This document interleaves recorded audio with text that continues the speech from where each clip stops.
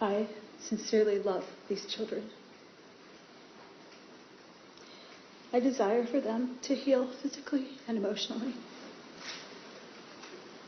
One of the reasons I did not go to trial is that I did not want them to emotionally relive the experience which would have been detrimental to them. My hope and prayer is that they will heal and move forward to have beautiful lives.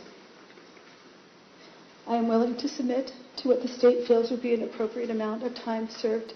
For the past 4 years, I've chosen to follow counsel and guidance that has led me into a dark delusion. My distorted version of reality went largely unchecked as I would isolate from anyone who challenged me. I was led to believe that this world was an evil place, filled with cops who control, hospitals that injure, government agencies that brainwash, church leaders who lie and lust, husbands who refuse to protect, and children who need abused. My choice to believe and behave this paranoia culminated into criminal activity for which I stand before you today ready to take accountability. Jodi Hildebrandt was never my business partner, nor was I ever employed by her. I have never received wages from her or connections. Jodi was employed as my son's counselor in 2019, and in 2020 I paid her to be my mentor. It is important to me to demonstrate my remorse and regret without blame. I take full accountability for my choices, and it is my preference that I serve a prison sentence.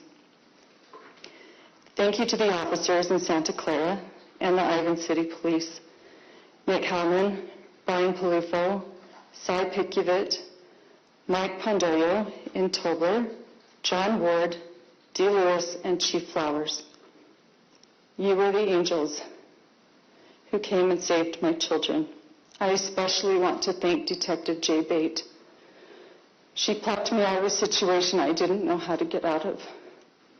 And the moment she handcuffed me was the moment I gained my freedom. You were not the controlling ones. I was.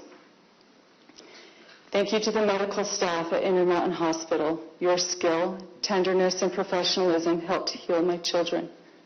Jodi and I inflicted the injuries, not the hospital. Thank you to DCFS, the Children's Justice Center, Judge Basil, and other key adults. You've gathered my children under your wing and offered them love, compassion, encouragement. You were not the ones who were doing the brainwashing.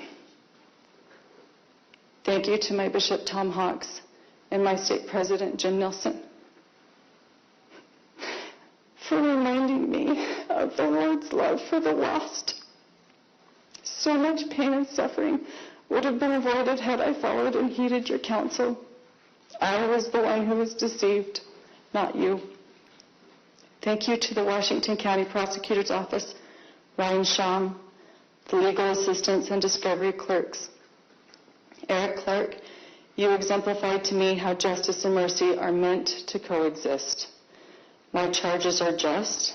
They offer safety to my family, accountability to the public, and they did show mercy to me. Thank you to my attorney Lamar Winward and his staff. I would not be where I am today without them. Thank you to Randy Kester for your limitless energy in healing my family. My dear friends, Pam and Roy, I'm so sorry for letting you down. Because of your association with me, your innocence was called into question. My mother-in-law, father-in-law, Kevin's family, my cousins, aunts, uncles, nieces, nephews, and neighbors, you all saw the warning signs long before I did, and you did what you could. You wanted to help, but I pushed you away. My mother and father, I have been utterly wretched to you. You have offered me unconditional love, and for that I have offered you unconditional contempt. My siblings, and their spouses. Because of my decision to roll around in a pigsty, I've dragged your families through the mud in public. Yet, when I desired to return as the prodigal sister, unlike the prodigal's brother in the Bible, you synced step with my parents and ran out to greet me. Your capacity to love is unprecedented. Kevin, my husband of more than 23 years, you are the love of my life. I'm so sorry to leave to you to finish what we both started together. The ending of our marriage is a tragedy.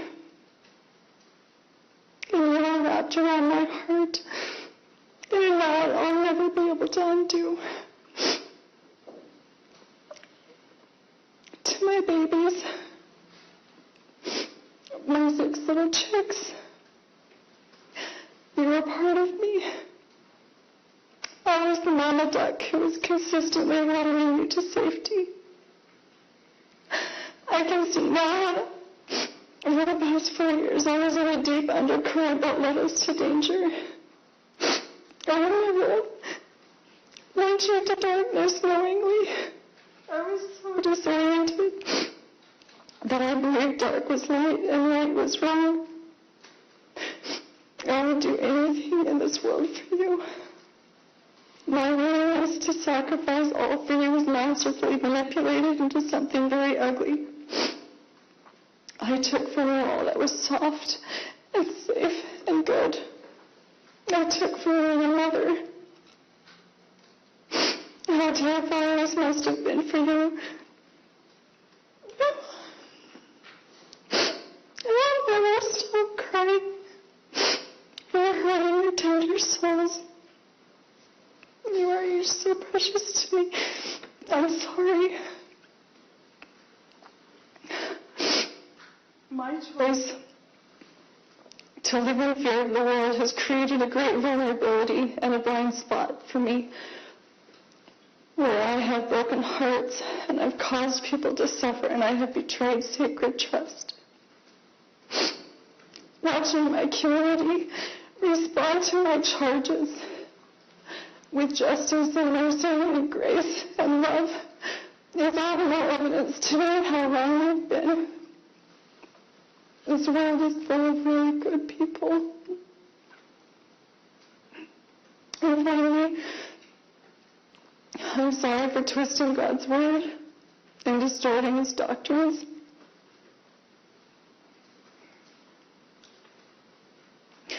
My greatest desire is to stand in his court someday spotless and confident.